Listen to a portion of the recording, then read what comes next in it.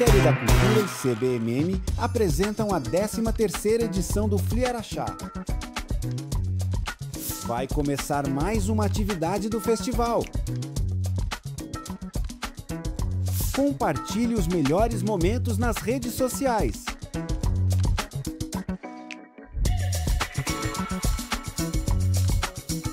O vídeo a seguir possui recursos de legenda e libras. Apresenta cenas dinâmicas que registram diversas manifestações culturais de todas as regiões do Brasil, ambientado tanto nas ruas, nos palcos, como em grandes eventos e produções ou ambientes intimistas. O vídeo é plural, com agentes culturais de todas as idades, etnias, roupas e figurinos coloridos próprios de cada expressão cultural. A cultura é um dos mais preciosos instrumentos de democracia. É um canal de expressão plural que permite a convivência de diferentes vozes, histórias e visões de mundo. E por isso a cultura, tal qual a democracia, deve ser defendida e fortalecida. Essa é a função da Lei Rouanet, a principal política pública de incentivo à cultura brasileira. Com ela, perseguimos a missão de assegurar o acesso democrático à produção e à difusão cultural. Ao longo de mais de 3 décadas, a Rouanet permitiu que inúmeras iniciativas culturais, antes inviáveis, ganhassem o mundo. Revelou histórias, preservou tradições e transformou vidas. Lei Rouanet, há 33 anos tornando a cultura brasileira mais plural, acessível e democrática. Logos, Lei Rouanet, Ministério da Cultura, Governo do Brasil, do lado do povo. Olá, pessoal. Boa tarde. Olá, pessoal. Boa tarde para a turma que está chegando aí também.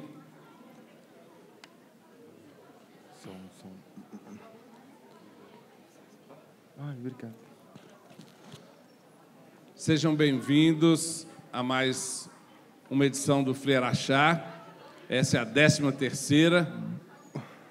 E hoje nós temos aqui uma mesa pensada especialmente para o público jovem como vocês, né? Adolescentes.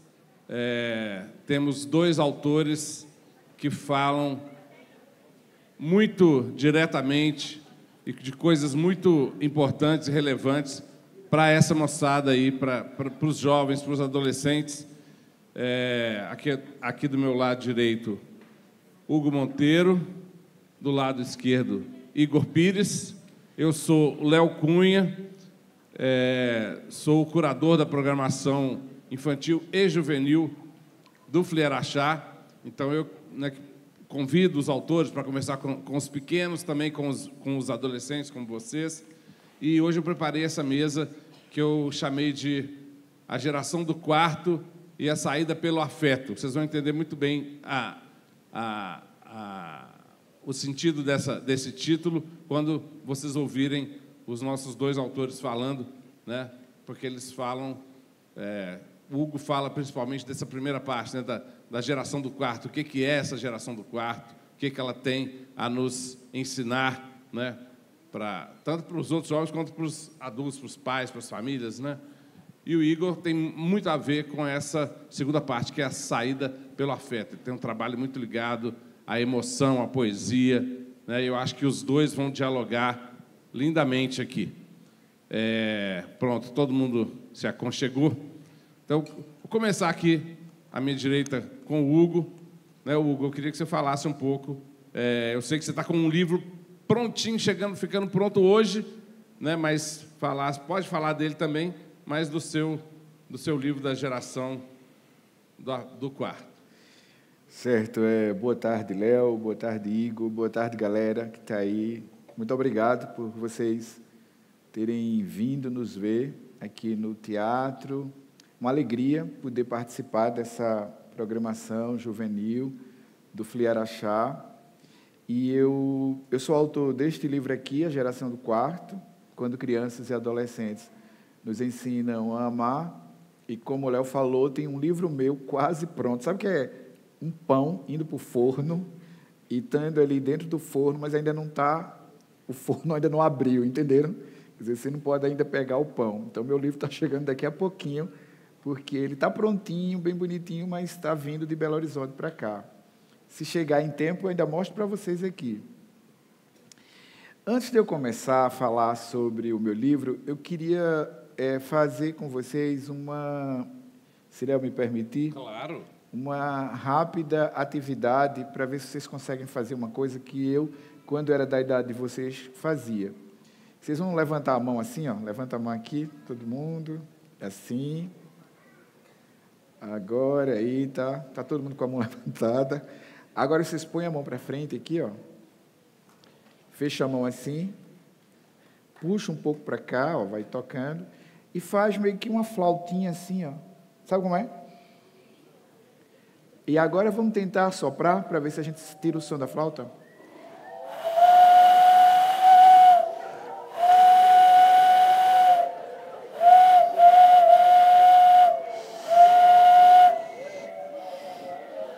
Sim, exatamente. Quem foi que conseguiu fazer isso aí? E quem não conseguiu, levanta o braço aí. A maioria não conseguiu. Eu vou fazer agora para ver se vocês ouvem o som e percebem que eu posso tirar esse som das mãos. Ó.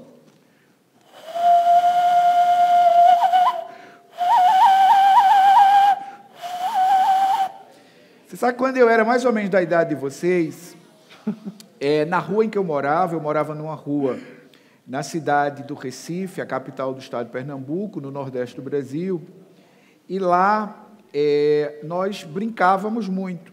Sim, final da infância ali, 12 anos, 13, 14, quem é que tem 13 anos aqui? Quem tem 13? 12, quem tem 12? 14, 15, 16, 17, 18. A galera ali tem mais 18, para lá, o pessoal ficou lá. Então, quando eu tinha aí por essas idades, que passam de 12, 13 e tal, eu brincava muito nas ruas. A gente tinha possibilidade de jogar bola de gude. Eu não sei se vocês chamam aqui bola de gude também. É bola de gude? Bola de gude. Nós brincávamos de... lá no Recife nós chamávamos de papagaio, mas eu sei que aqui é pipa. Pina-pipa. Nós corríamos pela rua, havia essa possibilidade. Nessa época, não existia o que é isso. Celular, que eu sei que ninguém aqui, todo mundo está sem celular, não é isso? Aí, então a gente brincava muito, e quando chegava a hora de tomar banho, a mãe sempre dizia, é hora de tomar banho, tem que entrar, você tem que tomar banho. Isso eu já tinha chegado da escola. Estudava pela manhã, voltava à tarde, tal. Então, tomava banho, fazia as atividades da escola, jantava, via um pouco de TV, lia um livro, eu sempre gostei de ler, e depois tomava banho de novo para dormir. Esse era o jogo. Eu não entrava no quarto, não fechava a porta do quarto, não tinha essa coisa de ficar fechado ali. Ali, para os 15 anos, mais ou menos, eu comecei a gostar de música que meus irmãos não gostavam. Eu gostava muito de música de rock pop. Na época você tinha Legião Urbana, Titãs, isso não é da idade de Igor, não. Ah, para. A gente tinha, então, mas não tinha essa coisa de ficar no quarto, tá?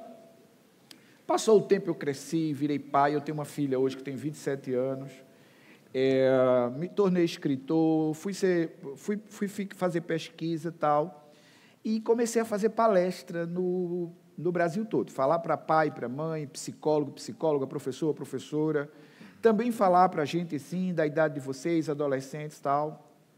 Comecei a falar muito, e aí acontecia uma coisa, quando eu estava falando, que era o seguinte, muitas pessoas chegavam para mim e perguntavam, os pais, sobretudo, Hugo, o que eu faço para tirar meu filho do quarto? O que eu faço para tirar minha filha do quarto? E eu não respondia nada, porque eu não sabia, tá? Eu ficava pensando, tirar do quarto? De onde esse pessoal está tirando isso? Mas aí essa pergunta ficou frequente, assim. Para onde a palestra que eu ia, no Brasil todo, estava lá, a bendita pergunta. Meu filho está muito no quarto, o que eu faço para tirar do quarto? Tal. Ocorre que eu tive uma ideia, que era a seguinte, para quem é que vocês acham que eu perguntei o que é que fazia dentro do quarto. Vocês acham que eu perguntei para quem? Eu perguntei para quem estava fora do quarto ou dentro do quarto? Então, eu perguntei para as pessoas que estavam dentro do quarto. E quem eram as pessoas que estavam dentro do quarto? Eram pessoas na faixa de idade de vocês, entre 13 e 18 anos. Eram essas pessoas que estavam dentro do quarto, que viviam dentro do quarto, passavam muito tempo no quarto, trancavam a porta, tinham dificuldade de falar com a mãe, de falar com o pai, até estava em boa nota na escola, não estava com muito problema na escola, mas assim, não estava legal, usava muito celular, muito, muito mesmo, e começou a ter aquela coisa assim, meio para baixo, não queria muito sair, não queria muito se divertir, não queria muito conversar, estava bem para baixo mesmo. E eu pensei, eu vou perguntar para essa galera o que é que está acontecendo. Aí eu criei um questionário com 70 perguntas e mandei para 5 capitais brasileiras. Mandei pelas escolas. Quais capitais? Belo Horizonte, Rio de Janeiro, Recife, Maceió e Natal. Tem uma historinha porque é que eu mandei para essas capitais, mas eu não vou agora explicar não, para não monopolizar o tempo. Essa palavra é difícil de dizer, né? Monopolizar. Palavrão, né? Aí eu fui e perguntei. Rapaz, tomei um susto. Quando as respostas começaram a chegar, vocês não imaginam o que eu escutei. Escutei coisa que eu não queria ouvir, mas tive que ler lá que estava escrito. Então, tinha muita gente que dizia assim, olha, eu estou pensando em me matar. Tinha gente que dizia assim, todo dia eu só saio do quarto para entrar no banheiro, para me cortar. Não suporto mais a escola, tenho vontade até de estourar aquela escola toda. Não estou com vontade de comer, não consigo dormir, estou mal. E aí, quando eu comecei a ler aquilo, eu pensei, eu tenho que conversar com esse pessoal. Aí eu tinha encontrado 3.115 respostas. Mas não podia conversar com 3.115 pessoas, concordam? É muita gente. Então, eu fiz um recorte e conversei com 238 pessoas, nessas mesmas cidades. Pessoas assim, na faixa etária de vocês. Fui lá saber o que era aquilo. E aquelas respostas todas se confirmaram. E, a partir daí, eu cheguei a uma conclusão. Tinha um grupo de pessoas com aquela faixa etária de idade que ficava muito no quarto, que não estava bem, e eu chamei esse pessoal de geração do quarto. E fui investigar, eu sou um pesquisador, fui investigar, fui analisar, fui ler e vi que estava tudo muito embaralhado, tudo muito complicado. Mas eu também vi uma coisa importantíssima. Eu vi que aquela galera que estava ali, sofrendo, que tinha me dito aquelas coisas, também me diziam coisas muito potentes, muito legais. Eu vi muita menina consciente do corpo dela, muita menina que sabia dizer não, muita menina que estava ciente do poder dela como menina, como mulher. Sabe, eu vi uma pessoa forte ali. Eu vi também um grupo que acolhia o próprio grupo, não tinha preconceito, havia muito maior acolhimento com as questões de raça, de gênero, de sexualidade. Então, eu entendi que mesmo aquele pessoal que estava ali adoecido, podia ensinar a gente a amar de um outro jeito.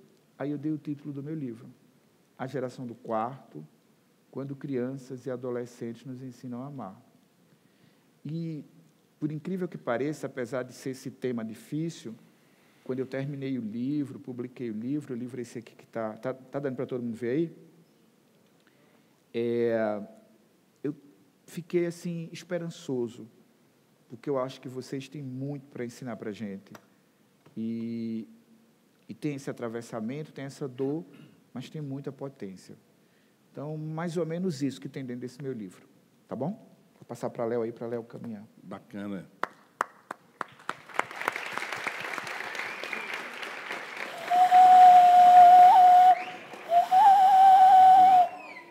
Então, gente, né, uma das coisas que o Hugo percebeu nessa pesquisa é como que é importante ouvir, né, essas pessoas, né, saber elas poderem se manifestar, né, conversar, escrever coisas. E aí a gente chega no outro lado dessa conversa, que é exatamente o trabalho que o Igor tem feito já há mais de 10 anos, né, Igor? Uhum. E que essa forma de expressão, uma dessas formas de expressão, e que vai muito pelo lado da emoção e do afeto dessas pessoas querendo se manifestar, né? Agora vamos deixar com o Igor. Oi, gente. Tá todo mundo me ouvindo? Tá baixo? Tá alto? Tá... É que eu não me escuto, então não sei se tá... Mas tá bom para todo mundo? Tá bom. Boa tarde, meu nome é Igor Pires. Estou muito feliz de estar em Araxá, minha primeira vez aqui. Cidade quente, né? Meu Deus do céu. Eu estava escutando o Hugo falar, e é engraçado porque eu fui essa criança do quarto, esse adolescente do quarto. Eu nasci em 95, então eu sou considerado geração Z. E tem essa virada, né? E a minha geração foi a primeira geração que foi a geração que saiu do analógico para o digital. Nos anos 2000, da virada dos anos de 99 para 2000, tinha essa pergunta, né? Tinha essa ideia da virada do milênio, o que vai acontecer, para onde que o mundo vai caminhar. E eu fui um adolescente que eu cresci muito... eu venho de uma família muito humilde, da periferia de Guarulhos, em São Paulo. Os meus pais migraram da Bahia para São Paulo para ter uma vida melhor nesse êxodo rural, ali na década de 60, 70. E quando, enfim, eu nasço, quando minha família se estabelece, eu começo a crescer dentro de uma família cujo acesso era um pouco escasso. Então, o universo da arte, dos livros, da literatura estava um pouco afastado de mim, assim. E aí eu lembro que quando eu comecei a frequentar, quando eu saí dos primeiros anos e comecei a ir para o fundamental, quando eu fui para o fundamental, que eu comecei a ter acesso à literatura e ao ensino da literatura, eu lembro que alguma coisa muito forte, que eu também não sabia muito bem como nomear, me pegou, assim. E, obviamente, era uma época em que celulares não existiam, a gente estava começando a pensar na ideia de ter computadores. Na verdade, existiam esses supercomputadores que eram essas telas gigantescas. E eu, de alguma maneira, comecei a me aproximar dessa ideia da literatura e de me apaixonar pela poesia. Alguns anos se passaram, eu me encontro no ensino médio. Quem é que está no ensino médio já? Galerão. E aí, no ensino médio, eu lembro que eu ainda... porque o que aconteceu, né? Como eu era uma criança que gostava muito de escrever e muito de ler, eu passei grande parte desses meus primeiros anos adolescênticos no meu quarto, trabalhando com os meus sentimentos. Assim, eu não era uma criança que me expressava muito verbalmente, mas eu estava sempre escrevendo aquilo que eu sentia, seja fossem as minhas tristezas ou as minhas alegrias. E aí eu queria abrir um parênteses aqui muito importante. Talvez a primeira lição, não lição, né? Que lição parece que até sou um professor, mas me parece, eu não sei se faz sentido para vocês, mas para mim fazia muito sentido escrever na minha adolescência. Escrever é uma ótima ferramenta para a gente entender o que a gente está sentindo, sobretudo para a gente documentar o que a gente está sentindo. Eu sei que a era das redes sociais, essa era digital, às vezes faz com que a gente não faça esse movimento, não tenha essa ação, não olhe para esse lugar que é o lugar de você entender o que você está sentindo. E a adolescência é uma época muito, eu acho que é uma fase muito cruel nesse sentido, porque pelo menos para mim, como adolescente, tudo era de uma intensidade muito grande. Assim, se eu gostava de alguém, eu gostava muito. Se eu não gostava de alguém, eu também não gostava. Então, tudo me atravessava demais. E, para mim, fazia mais sentido esconder os meus sentimentos dentro desse quarto, do qual eu estava falando, não mostrar para os meus pais, não mostrar para os meus amigos, não verbalizar o que eu estava sentindo. Para mim, era mais fácil do que comunicar isso. Então, o primeiro ponto aqui que eu queria estabelecer com vocês é: escrevam. Escrever é importante para vocês. E parece muito óbvio o que eu estou dizendo aqui, mas conforme os anos vão passando e a gente vai amadurecendo, crescendo, a gente vai entendendo a importância de você olhar para dentro para tentar entender o ser humano que você é no mundo, né? Então, eu acho que a escrita é uma ferramenta gratuita, é uma ferramenta muito poderosa e é uma ferramenta transformadora de sentido. A escrita promove sentido no mundo. A escrita revela mundos para você. Então, esse é o primeiro ponto. O segundo, quando eu falo para vocês que eu não tinha o hábito de comunicar os meus sentimentos na minha adolescência, isso significa dizer que eu fui um adolescente muito solitário.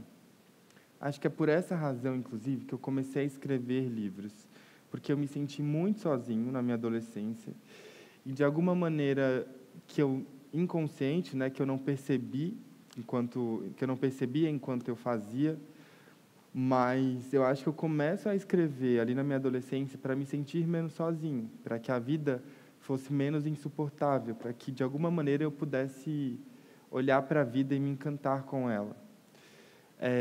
De novo, eu sei que a gente vive um momento e uma era digital em que as relações interpessoais, a conexão pessoal que eu tenho, ela, às vezes, é colocada num lugar muito relegado em troca das relações virtuais, né? Costumo dizer, eu tenho amigos e a gente sempre conversa sobre como, às vezes, você conversar com alguém na internet é mais fácil que você conversar pessoalmente. Sabe aquela pessoa que você conversa na internet, aí pessoalmente a pessoa fala nada? Ela é tímida. Eu acho que a segunda questão que eu trago para a gente pensar, e quando eu falo para a gente pensar é porque eu acredito na autonomia dos adolescentes. Eu não olho para vocês como pessoas que não têm pensamento, não têm senso crítico, não têm... Porque, às vezes, a sociedade, de alguma maneira, tenta modelar e colocar todo mundo no mesmo pacote. Eu acho que os adolescentes, os jovens, são seres capazes de pensar por si próprios, terem opinião, serem críticos sobre o que estão sentindo. É a criação da conexão. É a conexão que você cria com seus amigos. Eu estou vendo aqui muitas pessoas próximas e me parece que são amigos, assim, ó. Tem 2 aqui que estão assim. Nutrir essas relações durante a adolescência talvez seja o passo mais importante para que a sua vida, para que você tenha uma vida mais feliz, eu diria, equilibrada, uma vida em que você consiga compartilhar muitas vezes o peso que é ser um adolescente. E por que eu falo peso? Porque na adolescência me parece que a gente tem que decidir muitas coisas, né? A gente tem que decidir a faculdade que a gente vai fazer, a gente tem que decidir onde a gente vai morar, o que a gente vai fazer da vida, qual vai ser o emprego. São muitas as tomadas de decisões, de decisão que precisam ser, que são jogadas sobre os nossos ombros. Eu fui um adolescente em que eu tive que tomar muitas decisões e, infelizmente, eu não tive ninguém para segurar minha mãe e falar assim: olha, eu vou com você. Eu meio que fui jogado nesse lugar de ter que tomar decisão, e eu sempre fui muito independente. E, obviamente, isso me criou uma casca, mas eu olho para vocês e eu percebo que vocês têm conexões, e ter conexão na vida é tudo, assim, na adolescência e depois dela, na vida adulta. Por que eu comecei a escrever livros? Eu sou autor de um livro chamado Textos Cruéis Demais para Serem Lidos Rapidamente, que é um projeto que surgiu na internet em 2016, uma página no Facebook, E essa página surgiu porque eu tinha muita vontade de comunicar para as pessoas o que eu estava sentindo, assim.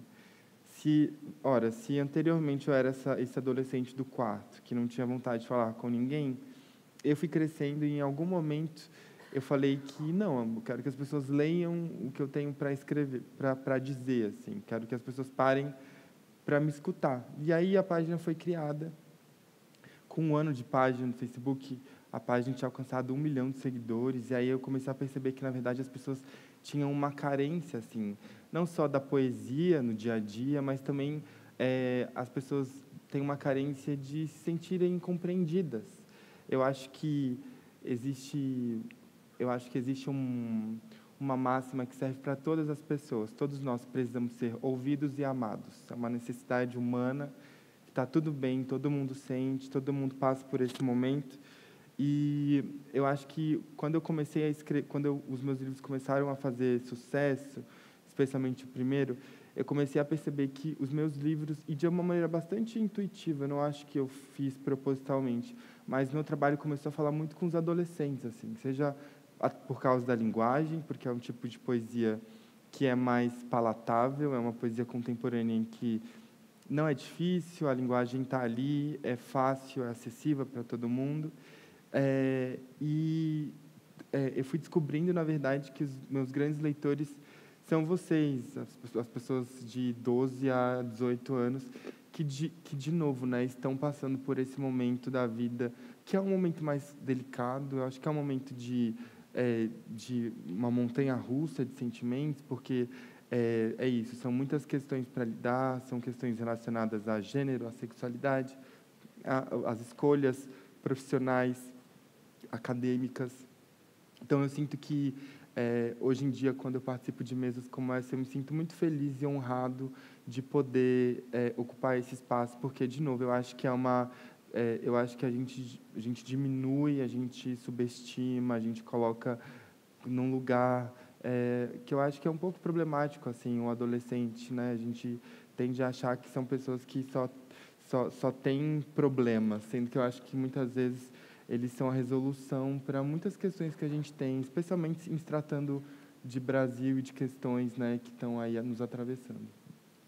Maravilha. Olha, eu acho que os dois, de certa forma, né, apesar de ambos partirem de constatações de problemas, seja problema no seu objeto de estudo, seja na sua própria vida, mas os dois apontam para uma esperança que está muito ligada na possibilidade do diálogo, né? E eu queria que vocês falassem um pouco sobre isso. Então, eu concordo com o Igor. Eu acho que a gente, quando pensa em adolescência... Primeiro, eu não acho que tem adolescência, eu acho que tem adolescências, porque eu acho que tem muita característica numa pessoa que não está na outra, que não está na outra, que não está na outra. Por exemplo, durante muito tempo nem existia essa palavra adolescência. Essa palavra adolescência, ela vem do século XIX. Vocês sabiam isso? Que a gente, por exemplo, muita gente com 15 anos já partia para a fase adulta mesmo, tinha que trabalhar, muita gente casava. Então, essa fase de adolescência, ela não é uma coisa que veio sempre. Ela foi criada junto com a escola, junto com a família. Então, uma construção social. Né? É uma construção social, exatamente, uma construção social. Então, não é algo que sempre existiu, a gente construiu. E eu vi que tem adolescente do Brasil, aí no Brasil tem adolescente de Belo Horizonte, do mesmo jeito tem adolescente de Araxá. Em Araxá tem zona rural, não tem? Não tem, galera? Zona rural? Então, o pessoal daqui não é igual ao pessoal de lá. O adolescente daqui não é igual ao adolescente na China, não é igual ao adolescente na África. Então, tem vários adolescentes. E eu acho que a gente tentou botar todo mundo dentro do mesmo saco. Isso, para mim, complica muito a vida.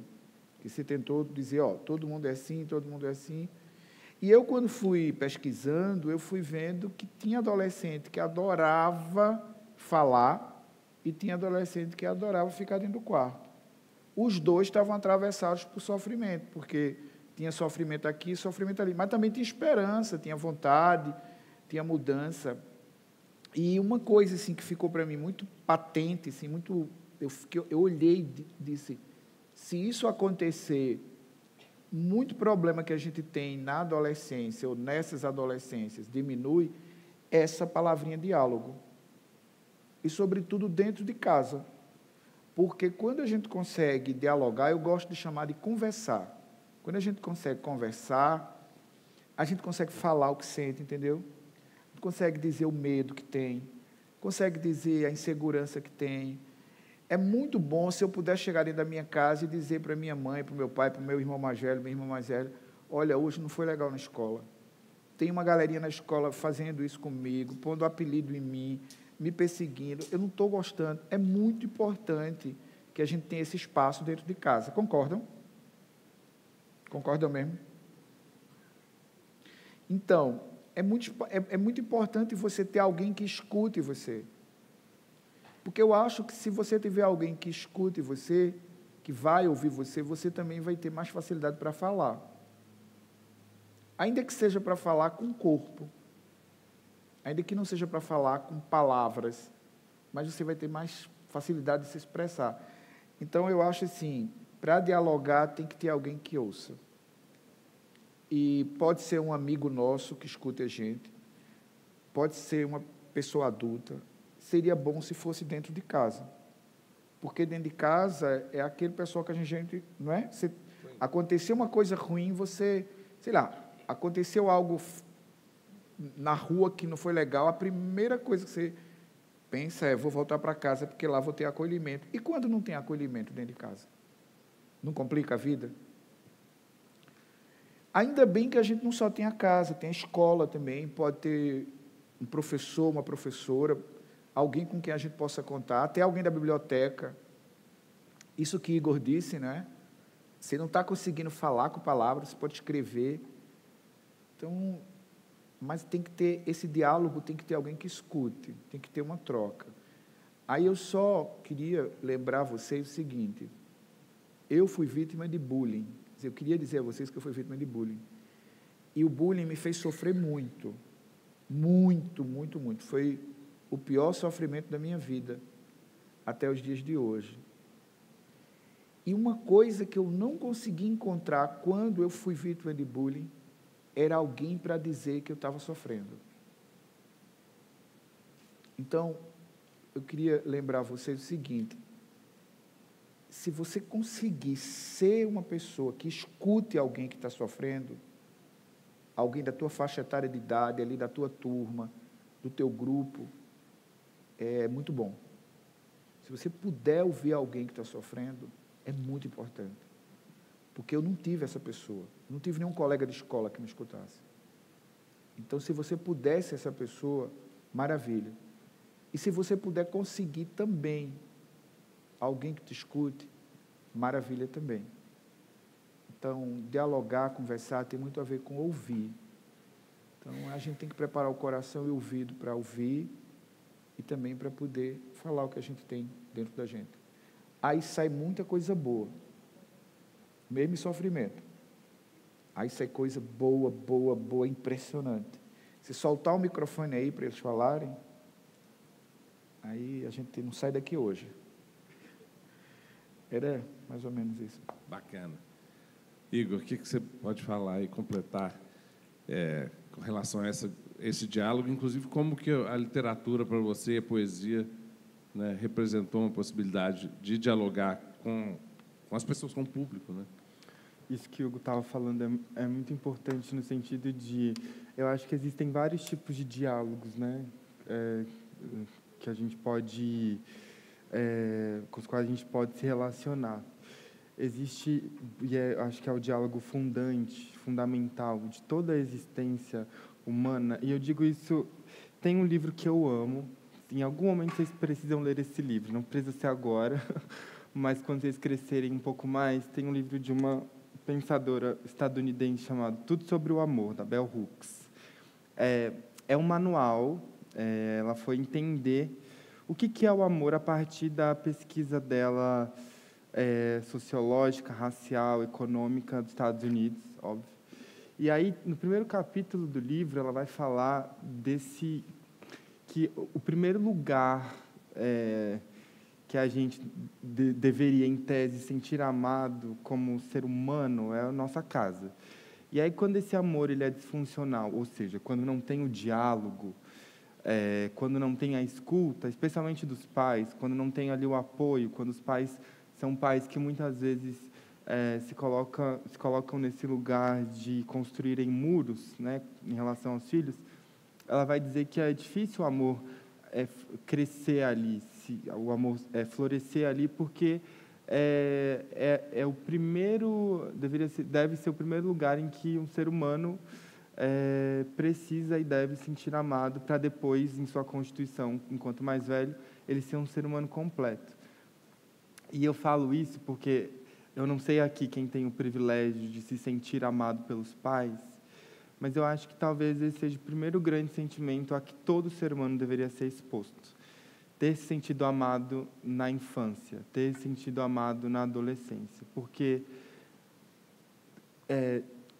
isso feito, eu acho que resolveria grande parte dos nossos problemas depois, enquanto adultos.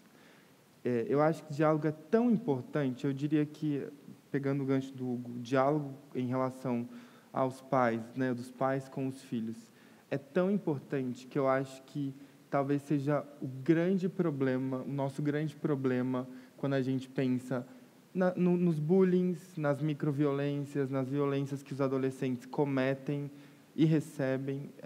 Como o Hugo, eu fui vítima de muito bullying, no caso de muita homofobia no colégio, de precisar mudar o caminho da minha casa para a escola, porque senão eu apanharia dos meninos. E, de novo, foi uma época em que eu não só não conseguia falar a respeito, como eu também ninguém se apresentou para falar, olha, eu vejo que você está sofrendo, você quer ajuda, você precisa de ajuda. Se você que está aqui hoje, está me escutando, está realmente ouvindo, e talvez você presencie alguma coisa nesse sentido, você, de alguma maneira, é autor disso, você é a pessoa que está ali, conversa, né? Conversa, orienta. A gente aqui não é bobo mais, eu acho que a gente aqui também não, sabe? A gente tem consciência do peso das coisas, a gente tem consciência do que é uma pequena violência, depois vai se transformar em uma violência maior. Então, conversar sobre o que você está sentindo, conversar sobre o que você passa na sua casa com os seus pais, às vezes está numa relação, numa casa em que você tem sofrido algum tipo de abuso, algum tipo de violência.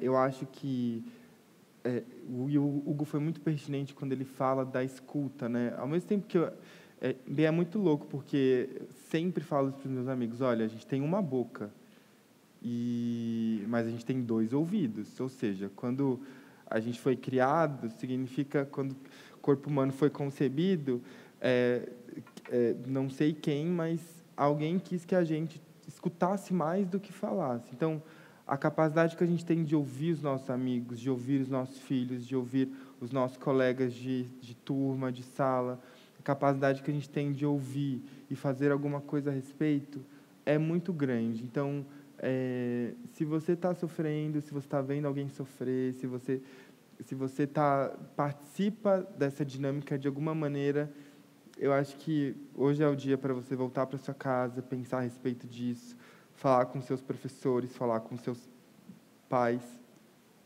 falar com seus amigos e, de alguma maneira, tentar reverter ou agir diferente. Porque, gente, eu acho que não sei se todos entendem o peso do que é você ser violentado na adolescência. É um trauma que, geralmente, a gente carrega para toda a vida e não é um trauma fácil de ser revisto, curado, de alguma maneira sanado. Eu sei que pode ser um tópico um pouco mais denso e difícil, mas eu acho que é algo que a gente precisa conversar mesmo, porque eu acho que é um tabu, acho que muitas vezes, e se a gente não fala, então significa que não existe, mas existe. E só para fechar rapidinho, eu acho que a literatura, nesse sentido, ela possibilita que a gente imagine outros mundos e outras realidades. E quando a gente lê livros e somos expostos a outros tipos de realidade, somos expostos a outros tipos de narrativa, temos contato com outros tipos de personagens, inclusive diferentes de nós, a nossa cabeça muda, o nosso horizonte se expande, eu acho que a gente é capaz de exercer um pouco mais de humanidade e empatia dentro da nossa existência. Eu acho que a literatura, especialmente a poesia, existe justamente para que a gente seja um pouco mais humano, para que a gente seja um pouco mais gente, assim, que a gente olhe para o outro com um pouco mais de carinho, de afeto, sem achar que o outro é menos que a gente porque é assim ou assado. Eu acho que esse é o papel fundamental da literatura e da poesia e do meu trabalho. Muito obrigado. Valeu. Pessoal, nós ouvimos tanto aqui falar de escuta, eu acho que nada mais justo do que abrir para vocês falarem. A gente não tem muito tempo, temos aí um pouco mais de 10 minutos, mas dá para fazer umas 2 ou 3 perguntas. A Pauliane, que está ali com o microfone, vai circular. Quem quiser fazer uma pergunta, por favor. Gente, alguém conseguiu assobiar com a mão? Eu estou muito frustrado, porque eu não consegui. Eu vou estou ensinar horrorizado, você. é muito difícil. Gente... No final, o Hugo ensina, hein, gente? Aqui, ó, aqui na frente também tem uma, Pauliane. Na flauta, você conseguiu? Isso aqui. Ó, gente, cara é bom, olha, cara é muito bom. Eu acho que... Bom, vamos lá, fala o seu nome e a pergunta, por favor. Meu nome é Brian Vieira Inocêncio. É o quê? Brian.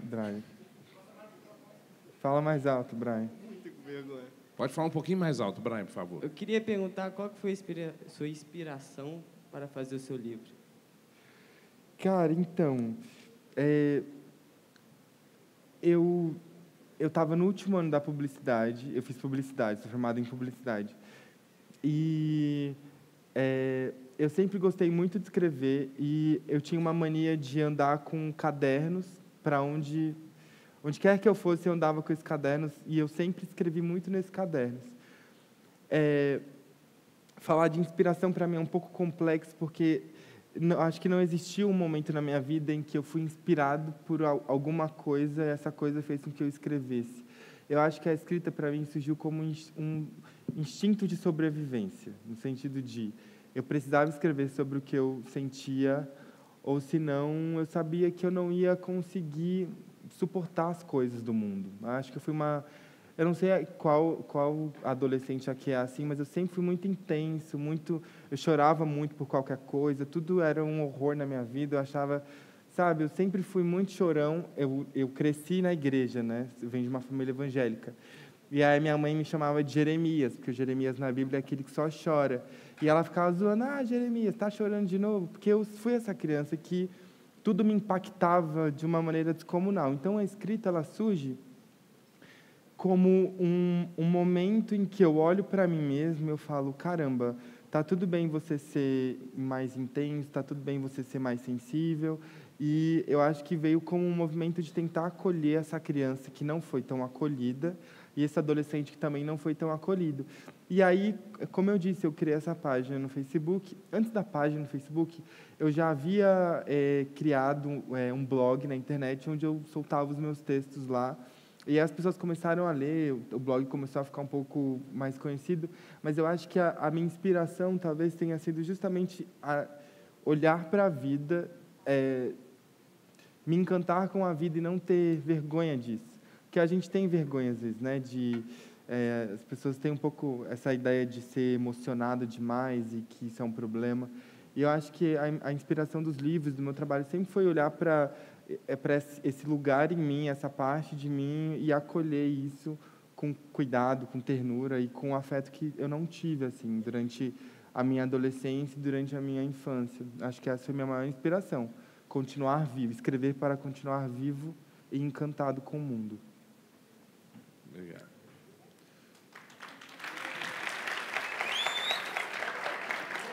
Próxima pergunta.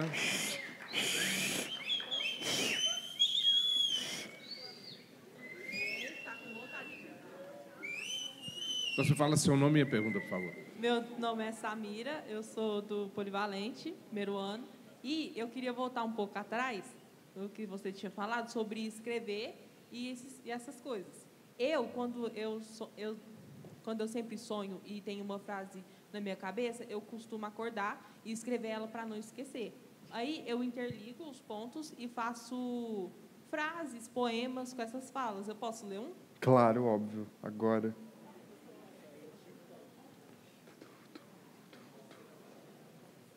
Se você seguir os ventos, poderá ir para frente. Porém, em algum momento voltará. Então, siga as águas, que elas apenas seguirão para frente. Isso é uma das frases que eu fiz.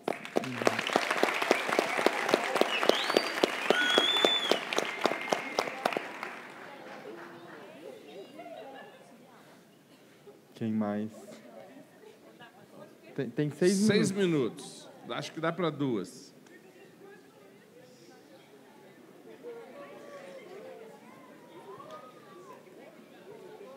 Por favor, seu nome e a pergunta. Boa noite. Meu nome é João Guilherme e eu queria saber como e se você venceu o seu trauma de infância. Acho que essa vale para os dois, né, gente? É. Nossa, que pergunta difícil, meu Deus. Vai lá. Começa, Hugo. Acho que o Hugo pode começar essa. Então,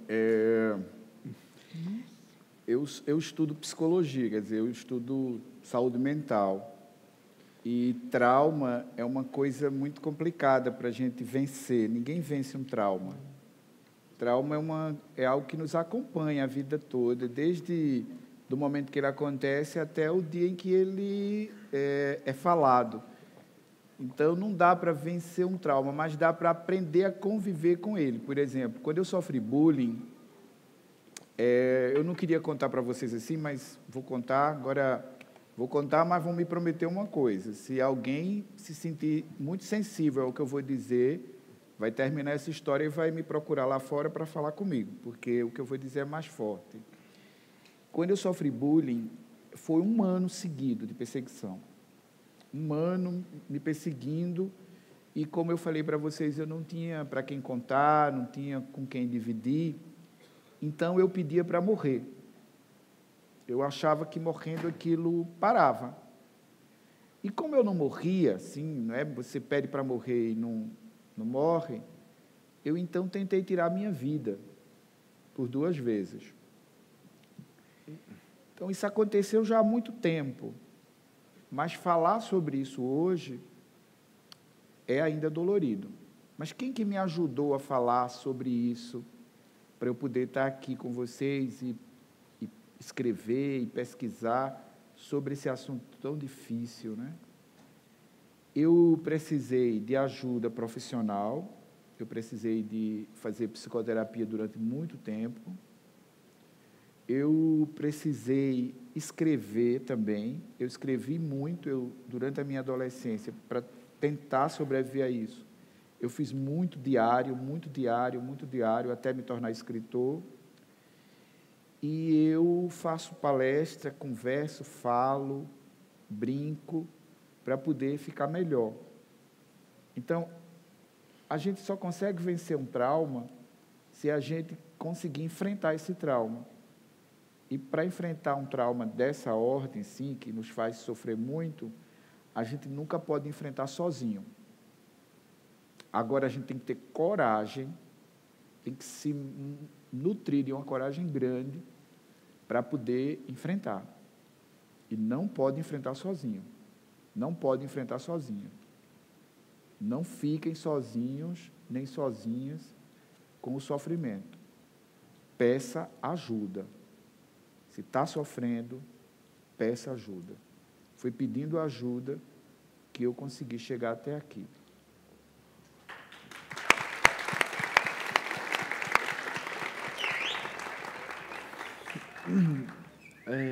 Como é seu nome mesmo?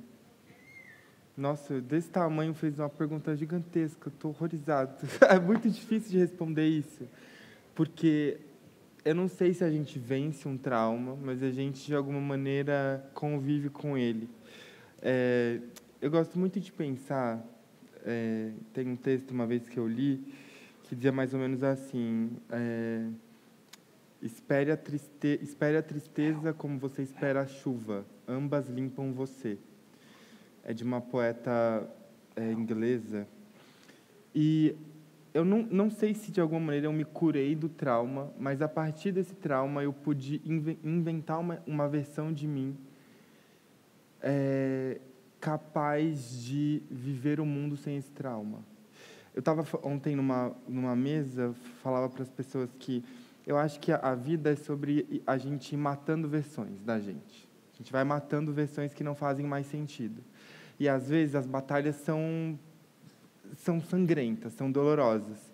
Eu acho que, de alguma maneira, eu tive que matar essa minha versão que acreditava que eu não merecia ser amado, ou que eu não merecia ter paz de espírito, ou que eu não merecia ter amigos e pessoas ao meu lado. Eu acho que eu matei essa versão de mim porque essa versão não me representa no agora.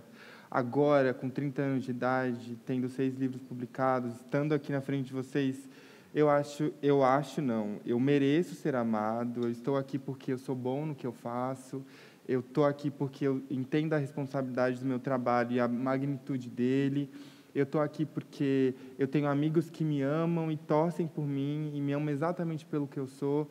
Então é isso, né? A gente vai, de alguma maneira, deixando de ouvir essas vozes do passado, porque a gente precisa seguir em frente. E, às vezes, seguir em frente significa que a gente precisa entrar no ringue, olhar na cara daquela nossa versão do passado e dizer assim, olha, eu não acredito mais em você.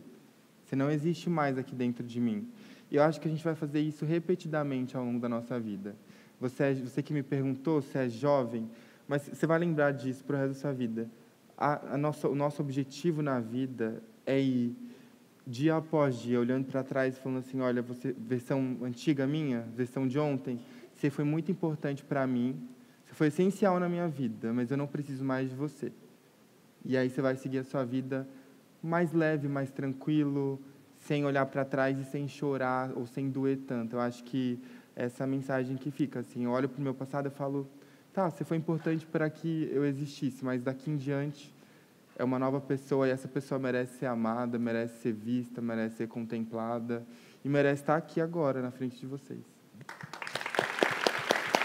Pessoal, nosso tempo, infelizmente, esgotou, mas eu quero agradecer aos dois pela conversa belíssima e dizer que os dois vão estar lá fora, na área dos autógrafos, para quem quiser, claro, autógrafos, ou quem quiser conversar com eles, perguntar alguma coisa para eles. Muito obrigado, gente.